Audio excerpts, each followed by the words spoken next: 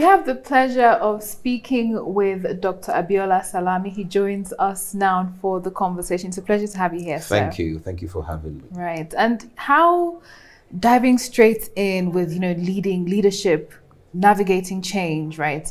How do you think organizations can cultivate a performance-driven culture that supports leadership, continuity, as well as preparing the future successors? Great question. And the word is on culture. Culture is the consistent way of behavior of a group of people. And if we want to drive an inclusive culture of peak performance in organizations across our continent, the beginning of it is for the leaders themselves to model the culture. Many times we experience situations where leaders are telling their teammates to do something. But in many ways, what leaders do is so loud that team members can't hear what they are saying. So the beginning of building a culture of peak performance, a culture of excellence across organizations is for leaders in those organizations to model by example, not by what they say, not even by what they do, but by what they consistently do. Because as a leader, your actions are so loud that people can't hear what you are saying. Indeed. And you mentioned culture, and another resounding theme in this conference has been change. Those two words are pretty much oxymorons, right? So culture, change, how do you ensure company culture is maintained, right? But it's also flexible to the changing situations around the business. Yeah. So it's about dynamism. It's about the leadership and the people in the organization understanding that from the culture perspective, that there's a commitment to excellence. Redefining what excellence means as well, that excellence is not just that you are doing well because you didn't do well yesterday, that you're doing well today because you didn't do well yesterday, Understanding that excellence is the opposite of mediocrity. And what does mediocrity mean, in my own perspective? Mediocrity is the excellent performance of yesterday. So when you are defining excellence today, mediocrity is the excellent performance of yesterday. So knowing that you need to continue to raise the bar.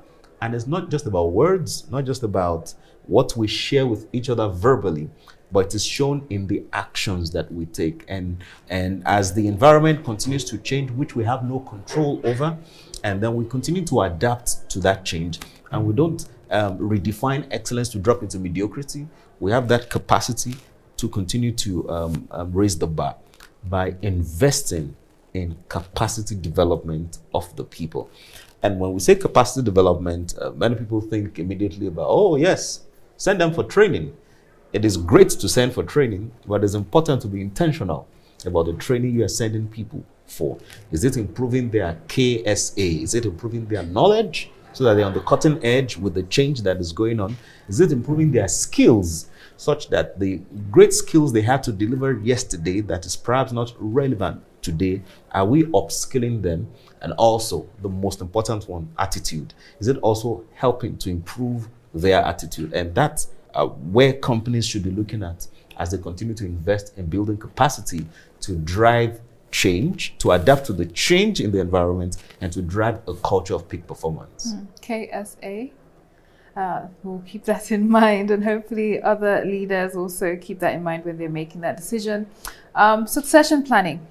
It's a resounding theme, particularly today. Yes. So in your view, what behavioral traits or leadership habits would you say are essential for building succession systems that truly stand the test of time? Great. It's first a realization by leaders to know it's impossible for you to perpetuate yourself. But if you really want to perpetuate yourself, you need to focus on building a leadership pipeline. Because you are here today, in some industries, there are regulations that you cannot spend more than a decade. In the banking industry, for example, as a bank CEO, you can't be a bank CEO for over a decade in a commercial bank right now. But there are no regulations in other industries. And even whether there's regulation or not, it is important for leaders to know that you won't be here for long. And you want to ensure that your legacy that you are building while you are out of here is sustainable. And it is by building a pipeline of leadership. And it's about giving people the opportunity. You have leaders who just put everything around themselves. So everything that needs to be approved in the organization has to be approved by them. Once the CEO is not around, nothing can happen. And so it starts from the leader, I would say, sharing powers, sharing responsibilities. And as you share responsibilities, you give other people the leadership responsibility to drive change the way you are driving it on the level that you are driving it, so that as they are showing competence, they are showing potential as well. You have a pipeline of leaders, that you can select from. That's critical. Training them, but in addition to training them, giving them opportunities to have their day in the sun, practicing what it is that they are learning and driving change. And you realize that as a leader, your role essentially is not to be the one doing the work. Your role is to create an environment that inspires your team members to deliver on the job.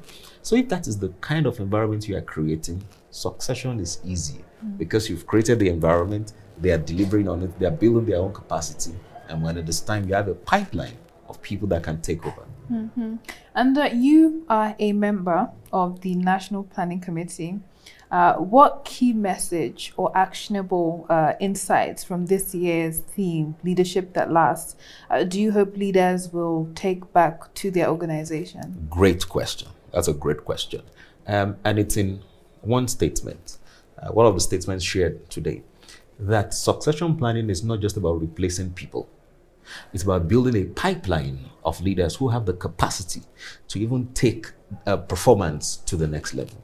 So it's about developing capacity. It's about knowing that even you as a leader, that you're already occupying a position, you have a pipeline. I can't overemphasize that. You have a pipeline of leaders that are in transition, that are continuously being developed, that are continuously improving their KSA back to it again, knowledge, skill, and attitude. And that's just the biggest thing. And I hope that every one that attended the conference will go with that. And also shout out to the chairman of the National Organizing Committee for providing inspirational leadership, and then to the deputy chairman and everybody on the team. I mean, they've done an incredible job. I'm proud to be a member of that committee. Indeed. Dr. Abiola Salami, a world-class performance strategist and founder, the Peak Performer Africa and National Planning Committee member of the Chartered Institute of Directors. Thank you for your time. Thank you. Thank you very much. Pleasure.